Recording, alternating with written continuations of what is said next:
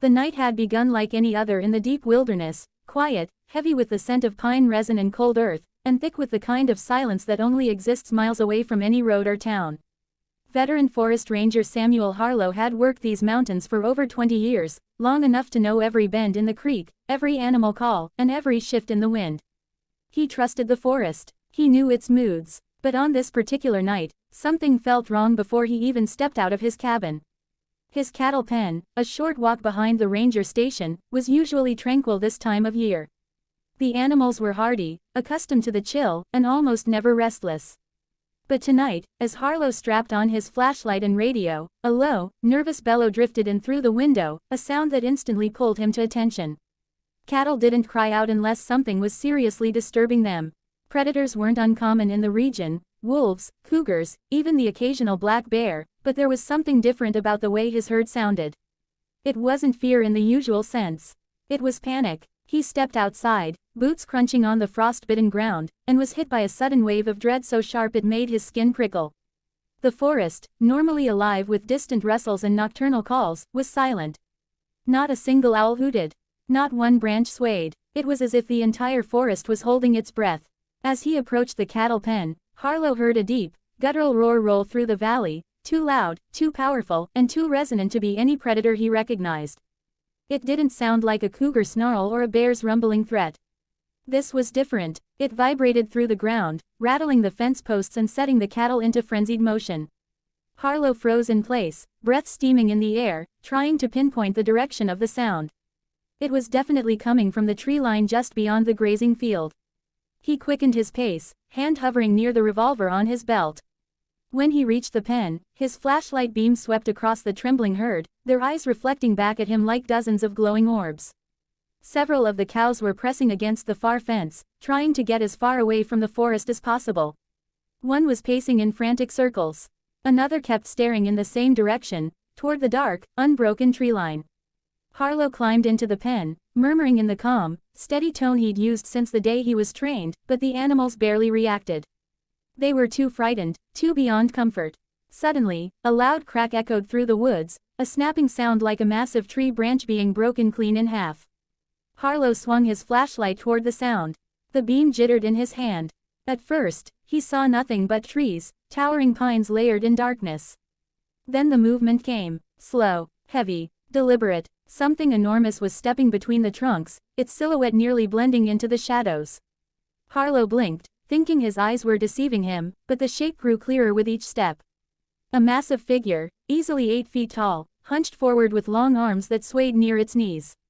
The creature paused at the edge of the forest, half hidden behind a tree still broader than most men. It didn't run or advance or even threaten. It just stood there, its outline rising and falling with deep, steady breaths. Harlow felt the air seize in his lungs. His instincts screamed at him to run, but something about the creature's presence rooted him in place. Then its head shifted, and 2 amber-colored eyes caught the beam of his light. They blinked, not with the mindless stare of an animal, but with curiosity, intelligence, even. The creature leaned slightly sideways, as if assessing him. Harlow's stomach dropped. Every story he'd ever heard around campfires suddenly seemed less like folklore and more like warnings. Bigfoot, Sasquatch, forest giants. The names flickered through his mind, each one more absurd than the last, yet none of them absurd enough to dismiss what he was seeing. But before he could react, another roar, louder this time and closer, erupted from deeper in the forest. The creature's posture changed in an instant. It snapped its head toward the sound and answered with a short, sharp bark-like call. A signal, a response, a warning. It wasn't alone. Harlow's hand finally found the grip of his revolver. He didn't draw it, not yet, but the weight of it steadied him. He stepped backward slowly, keeping his flashlight trained on the figure. Another crash sounded from the woods, then another. Footsteps, multiple sets, thundered through the underbrush. Branches snapped, trees shook. The creature at the edge of the clearing stepped back and disappeared into the darkness as if melting into it. That was the moment Harlow knew he had no choice. He bolted to the gate, slammed it closed, and sprinted toward the barn, hoping to lock the cattle inside. The animals were panicking too much to herd effectively, but he had to try.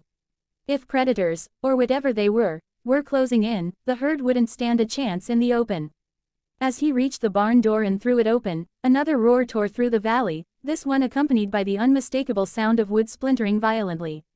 Harlow spun around just in time to see a dark shape rush the far end of the pen. Something had climbed over the fence with terrifying ease. The cattle surged in all directions, trampling each other in blind panic. Harlow raised his flashlight, and its beam swept across a creature crouched among the herd. It was massive, broader than the first one, with thicker shoulders and a mane-like ridge of coarse hair along its arms. Its face, partially visible through the chaos, was a mixture of ape and human, flat nose, heavy brow, but expressive eyes that flickered with aggression and focus. It grabbed one of the cows by the neck and shoved it to the ground with strength beyond anything Harlow had ever witnessed. He yelled out instinctively, firing a warning shot into the air. The explosion cracked through the silence, echoing off the cliffs. The creature jerked its head toward him, eyes narrowing. For a split second, Harlow thought it would charge him. Instead, it let out a deep, furious bellow and smacked a fence post so hard it snapped off at the base. More movement, more shadows, more figures. They were coming out of the woods now, 3, maybe 4 of them, circling the pen. Some walked upright, others hunched low as if stalking.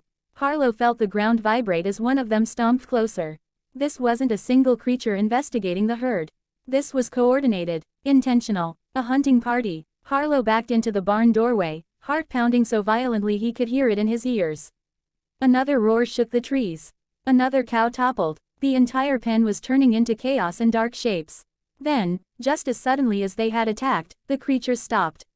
One of them, taller than the rest, with longer arms and thicker, darker fur, stepped forward from the group.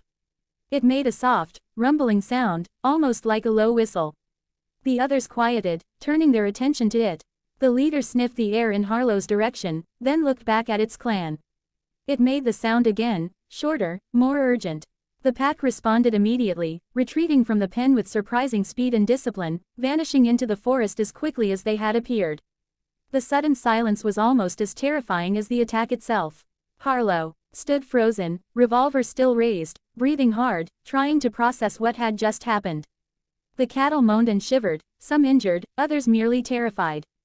The fence was destroyed, several animals lay motionless on the ground, and the creatures, the entire clan, had disappeared into the darkness without a trace. But then, from somewhere deep in the forest, a single, resonant call drifted through the trees. Not aggressive this time, not a warning, something else, a message, a reminder. Harlow swallowed hard. This wasn't just a predator attack. This was territory, and tonight, he had crossed into theirs. And they had let him know it.